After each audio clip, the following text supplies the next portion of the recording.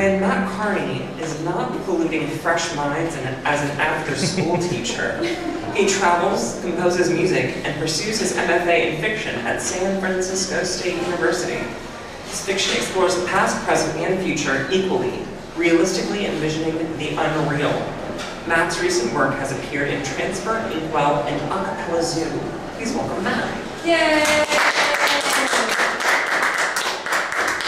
Thank you, friends. Appreciate being here. Thank you to Jason and Chris for getting us in here at the last second, because that was really nice of you to sign up. Okay, so this has been trimmed a bit. Nevertheless, this is called Inner Light. Beatty, Nevada, 2001. Chris Canman's eyes jerked to the rocky hill looming over the gas station, and again he saw nothing. He swore he saw a man with snakes in his hand in the sun behind him, but he'd been wrong before. He nudged his aviators up from the tip of his oily nose and pushed through his tufts of hair, fingers like icicles through rust-colored straw. Even over the whiffs of gasoline, he could smell his own fatigue discharging from his shivering body in ill-fitting vintage silk shirt. What had he told them when they left Orange County? He said he'd recognized that his deja vu was true, seeping in across the days and days they'd stayed awake. He'd seen himself find himself in the desert. Direction. So he left. Chris knew he must not watch directly for whatever it was he is to see. The vision might burn a hole of blindness in him like a sun stared into. He must watch only through reflections. And finally, after hours of staring into the gloss of the gas pump, he could see a white car, much like his own, pulling in, rolling over the bumpy imperfections of the reflected world. He saw the pilots, two bubbled bodies twisting up and away from the car. Who could drive in a car like that? He asked himself. No, I know, the man said with laughter. Chris's mouth fell open. But how could he have heard me? I was only just thinking that. What? The man asked, standing there, staring at Chris. Chris hesitated. He stopped himself from looking back at the man, speaking to him only in the reflection. Who? Me? You mean me? You said this town couldn't have one herd. I was just thinking that, didn't you? Because he gestured toward the other figure twisting up beside him. We were just talking about this one cow town. No, Chris interrupted. But the man was already walking away, and Chris finally whirled to see the warped man and woman beside him better. No, it can't be, but it was true. This man looked exactly like Chris, the way Chris looked years before, meaty, blonde, and freewheeling in the same aviators he was wearing then. And then the laughing woman, yes, he recognized her too, her confused squint in the second of eye contact as she rolled her eyes, blue eyes and blonde hair and bangs. It had to be her. Who else fit that appearance?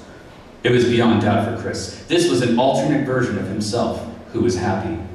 Maybe he'd follow Chris out to Beatty just to flaunt the perfect woman he'd known years before, the one. Chris's lips curled. He needed a plan to destroy this revisionist version of himself. He could see revisionist Chris returning now from the station in the reflection. But the man looked nothing like him then. Why, now he's in disguise, Chris shouted. He's disguised himself as an Aryan Superman. Look at those cheekbones. Revisionist Chris was hesitating at his car door. Who, me? Who are you talking to? The real-life Chris yanked the gas nozzle from his Altima, gasoline dripping out into the concrete. He turned and pointed the nozzle like a gun and tore the Zippo from his pocket, cracked it open. Ishtar speaks, you motherfucker. Revisionist Chris sputtered, held his hands up as real-life Chris shouted. Then he dove into the car over his screaming girlfriend, the blonde with rolling blue eyes and pale arms flailing. Their Altima started seconds later and launched back and out of the station. Chris holstered the gasoline nozzle, grandstanding as they faded away into desert shimmer. Now I see. Man, I've had dreams in the months past which are finally coming to fruition. The myself I am to find. He's here watching me. I've met him. He's discerning a way out of desynchronization through my destruction. But I'm ready. And he grinned and took a Dajaran Black from his shirt pocket and lit up. But cutting through the static, in his head, in the air, very suddenly was a voice from above. Chris ducked, his aviators and cloak falling. Who said that? He looked frantically about the gas station, eyes darting everywhere. And there it was again, the voice. It was a woman's voice wafting through the static in his head. Who are you? He shouted up, trotting into the open, the setting sunlight coating his numb skin. The voice spoke to him again, a tongue full of lush language. I don't understand you. Are you from the future? Or are you from the past? Or are you just French? His laughter was abrupt, punctuated with a cough. Its speaker clarified its language to Chris, this time in English.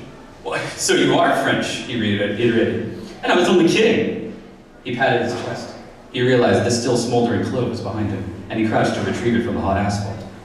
Are you a god? The French have strange rays, he reasoned. but I don't know any French who can talk to me from space. The owner's voice detailed the science behind communicating with Chris. She was speaking from the not-so-distant future Chris had heard so much about in books and on film. He pulled the clove away from his lips and stared into the sky. "Why, that's unbelievable," he whispered. He searched for anything at all to make conversation. "Right, so, what do you do?" And he cringed after asking. The voice responded, her inflection, he could tell she was smiling, that she was a musician. "Musician? Isn't that something? A muse, then." He closed his eyes with silent reverence, struck with the indescribable warmth of the speaker's voice. She spoke again, saying she'd made contact to tell Chris something of utmost importance. With his eyes closed, he let her voice fill his ears. In that second, he realized he was absolutely exhausted. The addling of his mind had long dissipated to something on the catastrophic edge of ego. But with a slow breath, he turned toward himself, opened himself up to the voice, not closing his eyes too tightly. She told him something he already knew then. Chris Canman was on a path to absolute ruin. His decadence and total acceptance of his self-destruction as a meditation that made him thin. And after that, she told him something he didn't know. He was worth something. Inside, she knew he had an artistic fuel that needed only a flicker of light to start a conflagration, and the ignition would come at the right moment, only a few years in the future, so long as he made it standing on his feet. Silence. In that moment, something pressed on him, through his hips and into his chest, that seemed to lift the veil of numbness from him. A warm feeling. No, not like that fetid electricity granted by the filthy little baggie of rainbow crystal in his pants pocket. This was real warmth. Something warmer than even the voice of this muse encouraging him. Finally, Chris opened his eyes, took the last drag of his clothes, and addressed the voice. "I really want to ask your name, but he waved his hands in the air. I'm sure it's something unpronounceable." And he tossed the clove butt to the ground. The voice insisted she'd certainly tell Chris her name, and she named the dear name. Chris smiled and covered his mouth. "That's so pretty," he whispered. "You all right, sir?" The station attendant asked Chris. He was only feet away in blue and khaki uniform, bald head and black specs. Chris felt his fists tightening up again, but this man was in his mind now. "Can't you see I'm in the middle of a conversation? Are you out of your mind interrupting this?" He gestured toward the sky, eyes with both hands. He looked, and the embroidered name tag read, Gussop. What the hell kind of name? Gussop? Okay, why did I call you Gus? Gus laughed, deep and cool. Gustav Estelabo is the name, sir. The man grinned and his face wrinkled even more around his blinding teeth. His face was so scrunched that it seemed to be slipping off his true face in places, the lines and shadows giving it away. Maybe I'll play along, Chris thought, because why the hell would Gussop the mechanic show up in such a lousy mask to fool me? All right, he laughed, all right. So like I said, I'm talking to someone real important here. She came to talk to me. How about that? The attendant squinted, his entire head furrowing around his narrow eyes and lips. Afraid I don't see a damn thing, sir. No, Chris said firmly, leaning in, whispering, you need to listen, not look, she's speaking. The attendant squinted again and brought his head and hands to his ears, rotating slowly, listening around the station, the sparseness listening, nothing but an empty howl. Afraid I don't hear nothing here neither, sir. Chris shook his head, crossing his arms. Look, he said, taut-tightening, you need to understand something. I'm not crazy. You ain't, replied the attendant. This is real. This is as real as... He beat a fist against his chest, issuing 3 shallow thuds. Me, you, I'm being spoken to. The attendant looked wistfully toward the setting sky, grinning once again. Maybe God's talking to you now. The voice spoke to Chris once more. Chris held a hand to his ear, then shook his head. No, it's not God. Did you hear that? She said she's not God. Well, what does the voice sound like then? The attendant asked. And Chris suddenly hesitated. Actually, I'm not sure, he fibbed. But it could be a woman or a youngish man. A high-pitched voice, but very American. The voice questioned him, surprised at the fib, but Chris ignored her. They didn't tell you the name, sir? No, Chris shook his head rapidly. No, sir, no name. Maybe it doesn't have one, or it's unpronounceable. And then the voice protested loudly, chiding Chris for lying. Sir, the attendant said, his goggle eyes widening some, you need to know, this is the voice of Mother Mary. I can feel it. The Holy Spirit speaking here through the Virgin Mother. Hey, I said it was probably a man, don't you remember? Look, you know, I probably imagined the whole thing. Long day at the office. So why don't you walk back inside your Slurpee machine or your wrenches or whatever you do and just forget about it, okay? The attendant opened his hands to Chris, grinning white as ever. This is a true miracle. How else do you explain this voice talking to you except it's the voice of the Lord talking through his divine will? Chris crossed his arms. Easy, she told me how. And he took a breath and then stated, she's speaking through the not-so-distant future, utilizing a 3600 terawatt RF transmitter fired through 180 isotope antennas with an incoherent scatter radar in order to influence multidimensional strings with an ELF and VLF electromagnetic waves affecting targets' brainwave patterns between 12 and 30 hertz. Okay, the attendant said.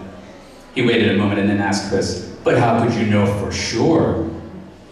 You're not listening, Chris shouted. I just told you what she said. She said it exactly herself, man, and I repeated it. The voice quietly suggested Chris just ignore this man, get in his car and drive away. She'd only made up the thing about the RF transmitter and incoherent scatter radar in the first place. No, I won't leave, Chris said. You know what, buddy? If she used an RF transmitter and an incoherent scatter radar, she's using a fucking RF transmitter and a fucking incoherent scatter radar then. Ah, said the attendant. He perked up, grinning big again. So, Chris, you only taken her word for it then. I know all that techno shit is real, Chris retorted, crossing his arms. Read about it on the internet, real life. Well, Chris, what if she lied to you about the RF transmitter? You still gotta take her word for it. She's still human and humans lie to you, Chris. The attendant's eyes shrank. They lie and cheat you day in, day out. You can't trust them for a damn sight. I know that, Chris shouted, and he pointed into the attendant's face. Gus, so why the hell should I trust you? But how could you trust her if she's still human? Chris felt his lips twisting hard. He searched for a clove in the pack in his shirt pocket. It was empty. Piss on it. Suddenly he stamped his foot. Hang on a second, how did you know my name? Think about this, Chris. No, Chris shouted. Who the only one who ain't gonna lie to you, I'll show you. And he pushed up his sleeves and balled his fist. I'll show you exactly. The voice demanded if Chris had had enough yet, begging him to stop, threatening to leave him if he kept playing the attendant's game. She told Chris not to trust this man because he'd hassled her in the past. No, Chris shouted. I'll show him for bothering you then. You listen, Gus. You disprove to me, the attendant began, resting his hands on his hips, that the Holy Spirit ain't the one talking to you now. You disprove that now. But you can't prove that. You can't disprove it. You can't prove it in the first place. Ah, the attendant smiled, held up his finger. Stop that. What you're saying doesn't make sense. And what you're saying does make sense, Chris? Chris could only make a hissing sound rather than respond. The attendant's eyes twinkled as the sun almost set behind him, and he reached into his pocket. Chris had a sudden realization. You know, he began, what the hell has made sense in the last 24 or 40 or 160 or however many hours I've been awake? His hands came to his cheeks. Maybe it's been even a month. His face twisted up like he was balancing on the Eagle Cliff's edge again. I can't even remember what I'm doing here, Gussup. The attendant had found the small business card in his pocket and he held it out to Chris. The voice implored Chris not to take the card, that this was his last chance to leave. But Chris was finished listening. He was cracking his knuckles. He was determined to punch this attendant in the face and remove his mask. Suddenly, Chris heard a rushing high-pitched squeal coming from the distance into his right ear. What is it? He turned to the right, but there was nothing but desert and asphalt, rough houses. And he kept coming, a train barreling through the station, his hands jerked at the sides of his head, doubled over with pain in his skull, everything dim, red, static, and dim. And after some time, the squealing faded away, and he unclenched his head. Hello? The station was deserted, the sky peachy orange, the sun set. Are you there? Please don't go. His shoulders trembled as he looked around frantically, and he whispered, help me, I need to hear you again. Chris Cannon, the attendant began. Shut up, Chris shouted tearfully. Leave me alone. You made her leave me. You made me yell at you. His eyes widened and he stepped closer to Gussup. How did you know my name? The attendant lifted Chris's receipt. He'd been holding it the entire time. Chris snatched it away and tossed it to the ground, and he glared at the attendant. Chris Cannon, Gussup began. Your contact with the inner voice ain't lost for good. There's a way to speak with that spirit again. Chris opened up. There is. Tell me now. Tell me how. I must know. And again, in his other hand, the attendant held the business card out to Chris. He tossed it into the wind and it fluttered into the asphalt. The only chance you got, he muttered, and he grinned. Chris fell to his knees and snatched the card up, and in a shaky hand, he read it aloud. Youth or young, I owed to a lush nymph soul, pilots ken. Chris huffed. What the fuck is this nonsense? He read it over again. It was written in his own handwriting. He stood to face the attendant, but he disappeared, and Chris turned in circles looking around the darkened station. "What?" he cried. "This place is abandoned!" Then he could tell for sure. In the red light of the set sun, the spray-painted swastikas and shattered windows gave it away. He was tumbling from the Eagle Cliff then into the blackest place. He fooled himself, utterly lost. He was watching himself rout from his imagination, watching himself run. He ran for the ultimate, jumped in and beat on the wheel for the car to start faster, tore out and down the street, away from the dead station, away from Beatty and Gus. Chris looked back into the rearview. There was the station, but there was Gus too, pointing in the mirror, pointing to the church beside the road, pointing to its marquee outside, and Chris slowed to read it. "The wages of sin is death. Repent before payday." And beneath the sign was Gussup again, his back turned. Chris stopped the car, and he jumped out. But before he could shout, Gussup Costello turned. He laughed madcap laughter, like Chris had laughed before, and Chris heard himself laughing too before he screamed out in terror, noticing the python around Gus's neck, the other sparkling snakes crawling out from his uniform, the sun flaring from his eyes. And that's exactly the moment that Chris abandoned the car and turned to run. He ran as fast as he could toward the vanished sun, but soon after, he collapsed in the dirt lot someplace beside the Angel Ladies brothel on the edge of town. The blackest sleep had come over Chris. He knew it must have been days once he woke, though it felt like years, without dreams, only black sky and black sun. His first waking thought was gratitude for not having died in his sleep. Every cell in his body felt overused. He could hardly tell if his eyes were open. They were, and after some time, Chris could tell he was in bed in a dark room, staring at light streaming through shutters. He sat up and wore the blanket around his shoulders. Chris tried to think back. The only thing that came to him was a voice, a faceless voice, a woman, soft like smoke, warm, with a determination unnameable. That was all he could remember. He felt his face. It was smooth, but it ached. And he smelled himself. He'd never been so clean. Someone had taken the care to wash and shave him. He scanned the room. She was there. She'd fallen asleep at the desk with a tiny lamp still on. She was nude, and he could see her soft thighs and curved back olive, shiny, clean, dark hair all over.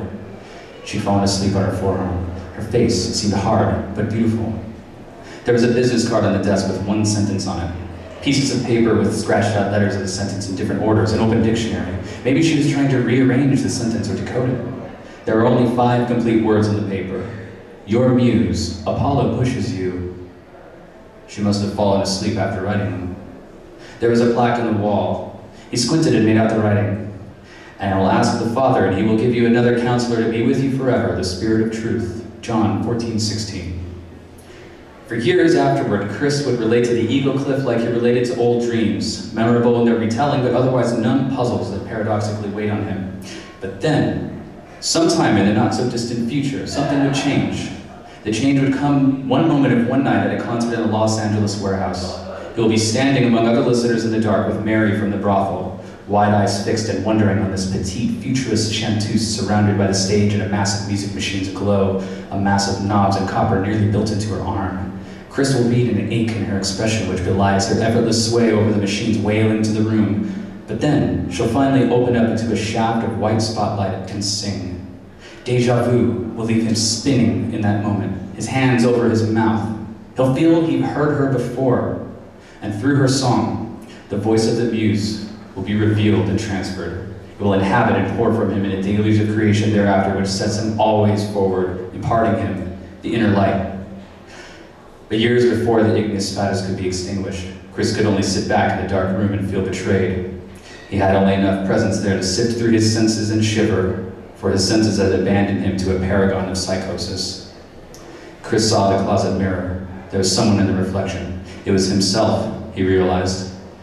He looked very clean, but tiny, and his eyes and cheeks were blackened, and he could count all the bones in his chest. He stared at himself in the dark. I'm so thin.